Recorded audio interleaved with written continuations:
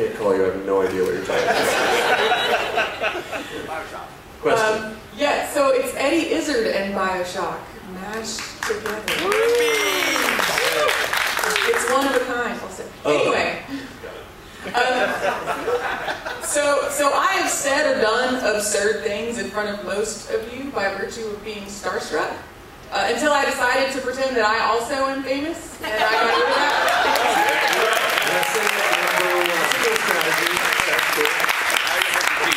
So yes. So my question is, for each of you, what person or entity in the world would cause you to be the most starstruck, and what would you do to get over it? There we go.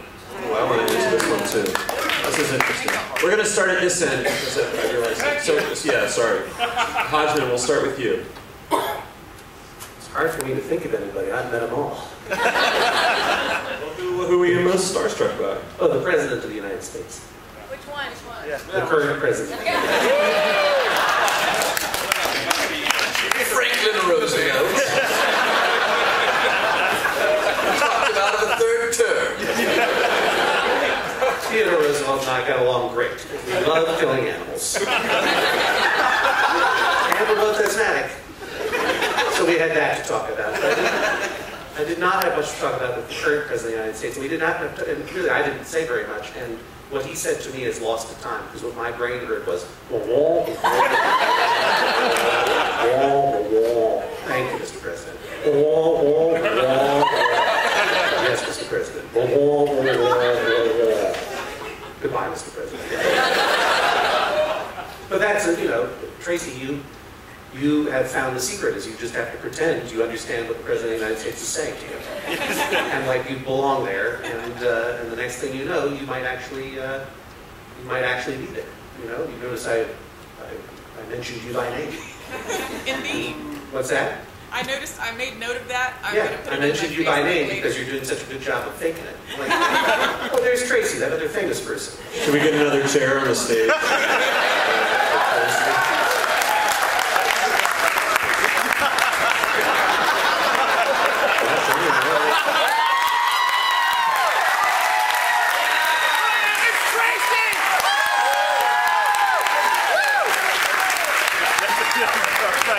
Why did you think it was okay to show up late?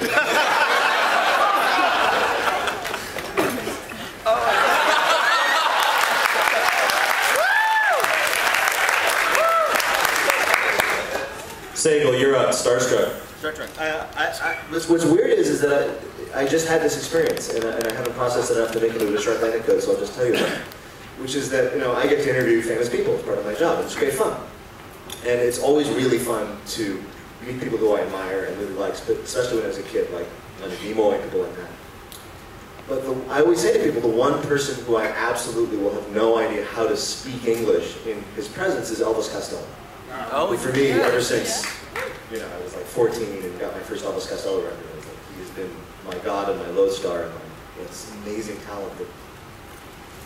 And they said to me, they said like 2 months ago, I said, well, 2 weeks the guest is going to be Elvis Costello.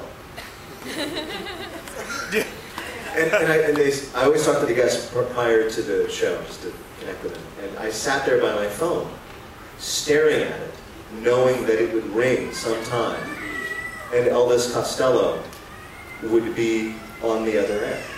And I was incapable of speaking. And the only thing I could think of to say when Elvis Costello called and said, "Hello, this is Elvis Costello," is I would say, "Well, finally." But I didn't have the guts to do that.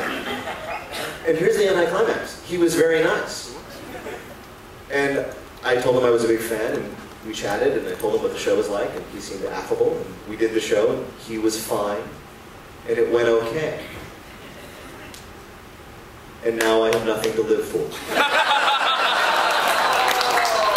Really, it's like, turns out he's just a nice guy who will talk to you if you help him promote his record. And there you are. How do you stop Elvis Costello? You go on this cruise. There you are. There you go.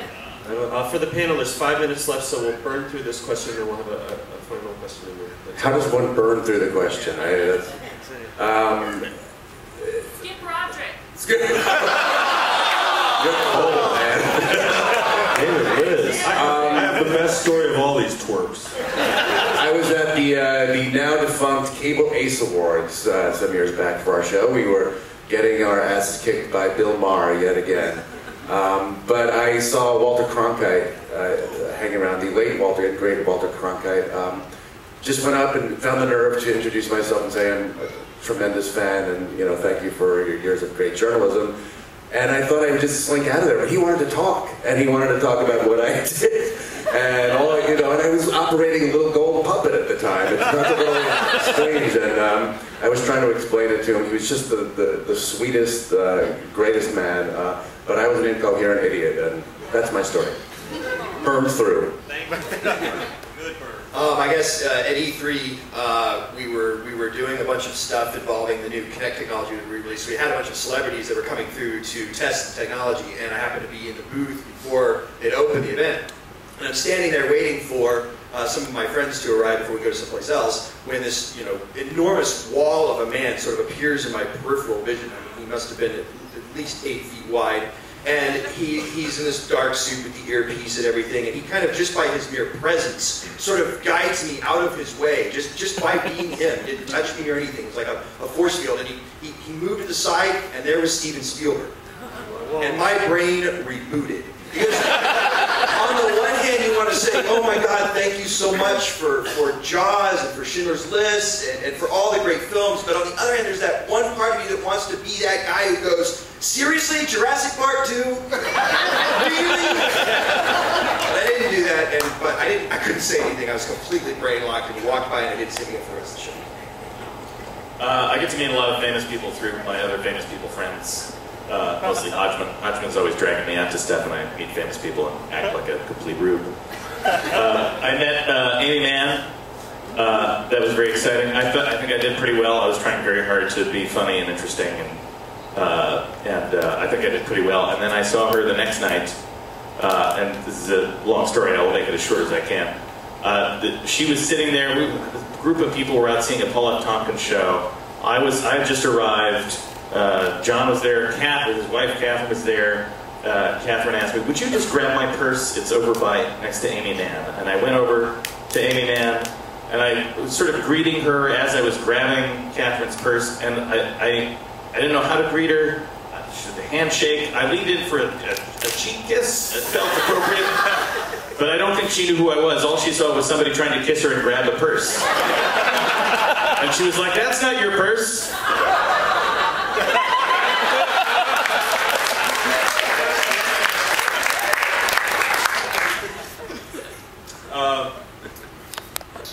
I quit doing drugs several years ago.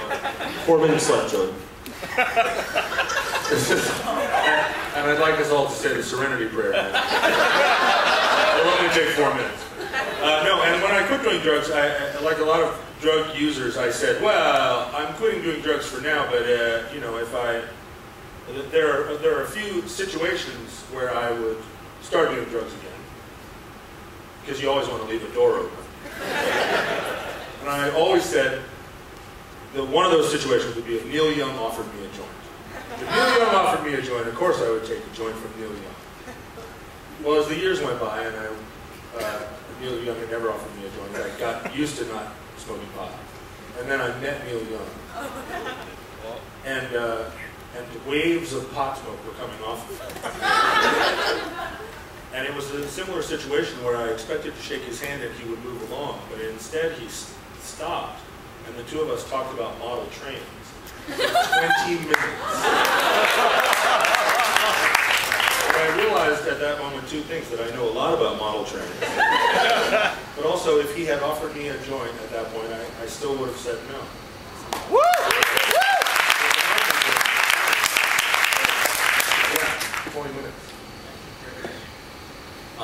Any of you who listen to our podcast or follow us on Twitter page, you may know that plug or still know that we have almost met this man on a couple of occasions, but even knowing that, I'm going to have trouble stringing coherent words together and not sound like a complete tool whenever we eventually meet Joss Whedon. I abhor celebrity worship. I hate it. And what's built up around it in this country and internationally, I just despise it. That being said, I would probably lose my shit if I met Paul McCartney. I did have this experience. I got to write about it in our Mystery Science Theater Amazing Colossal Episode Guide as an introduction. And I share the feeling that some of you have when you meet some of the people on this panel. And it happened to me with Kurt Vonnegut. Yeah. It was like meeting Moses. I mean, and it's indescribable. So I described it in the book, even though it was indescribable. So if you want to know that story, look for that book. Let's see, I've had the insane pleasure of meeting Weird Al, who was my absolute #1. And he totally puts you at ease. He's a very cool, easygoing, just like, hey, how's it going? I'm like, oh, fine, I guess. A minute ago wasn't fine, but everything's all right. But that was really easy. The #1 most difficult time I ever had meeting somebody was my other #1. This sounds ridiculous, and this shows kind of how old I was. But for about 15 years, my absolute #1 person in the world was Paula Abdul. And I worked in a bar, and Paula Abdul came in, and it was like a dolly zoom. Like the whole world started revolving. I had to sit down. I was like, oh my God, I can't. I didn't say anything to her because I was just like, I don't know how to, I can't. I know that, I mean, I don't mean to sound ingratiating, but at least half of the people on this stage, when I met them, I could not say words to them. I know that... Which ones? I went to a David Sedaris reading at Royce Hall at UCLA. Spoiler alert, didn't meet David Sedaris. But I twittered, hey, I'm at a David Sedaris reading, blah, blah, blah. And I got all these responses like, do you know that Will Wheaton is in the same room as you right now? And just full disclosure, I didn't know who you were at the time. But I knew you were important enough that my Twitter exploded with like, oh my God, you're breathing Will Wheaton air. And so, pretty good air. I breathe it all the time. And so, I don't know when it was, but it was at actually a JoCo show in Los Angeles, and you came to do the Secretary of Geek Affairs thing. And he came into the green room, and I didn't know what he had done, but I knew he was important, and that was enough. And so I reached in, grabbed my uke, and I was like, excuse me, I have to practice, and I went to the other side of the building. Just knowing, like I was not familiar with his body of work at all. I didn't really even know. I didn't follow him on Twitter even, but I knew that he was there. And so I was like, fuck. And then also when I met Roderick and Hodgman, I just sat there and just kind of, I felt like a total fifth wheel because it was Colton, Hodgman, Roderick, Sean Nelson of Harvey Danger, and I was 19 at the time, and it was my first semester of college, and I was like, I don't belong here. They wish I wasn't here. Shit. And so I'm trying to get past that, but not doing so well. We love that you were there, Mom. I agree with what Storm said about celebrity worship and the elevation of celebrity for celebrity's sake to this position of what I find just disgusting in culture when I think it should really be the scientists and the engineers and the mathematicians and the doctors who we really care about. But I've had a lot of time to think about this, and this is true. I was going to say I was at this David Sedaris show at Royce Hall, and David Sedaris is the reason I'm a writer. I heard him telling a story on This American Life before I knew what This American Life was, and I was so captivated by the way he strung words together and by the way he painted this situation and how he was telling this incredible story, and I just thought, I want to do that. I want to do, he tells stories about his thing, and I want to tell my story that is my version of putting little suits of armor on bees. And I still haven't done that, but if I were to ever meet him, I think I would probably be shocked into absolute, just paralyzed silence. But the way, did Tracy leave? Oh no, Tracy's on the stage. She's here. The way that she's on the stage. The way that I've been in situations where I've been around people whose work I admire tremendously, and it means something to me, and the way that I just deal with that and just like not go screaming fanboy is I just want to thank them for what they've added to my life. And I don't expect anything in return. I just hope that they're not going to be a dick. I just hope that they will say like, oh, you're welcome. you know, and that'll be it. Instead of like, oh, you're stupid for liking me. It just happened to me, like Shatner. Thank you. So that's it. That's how I do it. All I want to do is thank them and maybe tell them how that thing affected me somehow, and then I want to run away before I can pet the rabbit to death.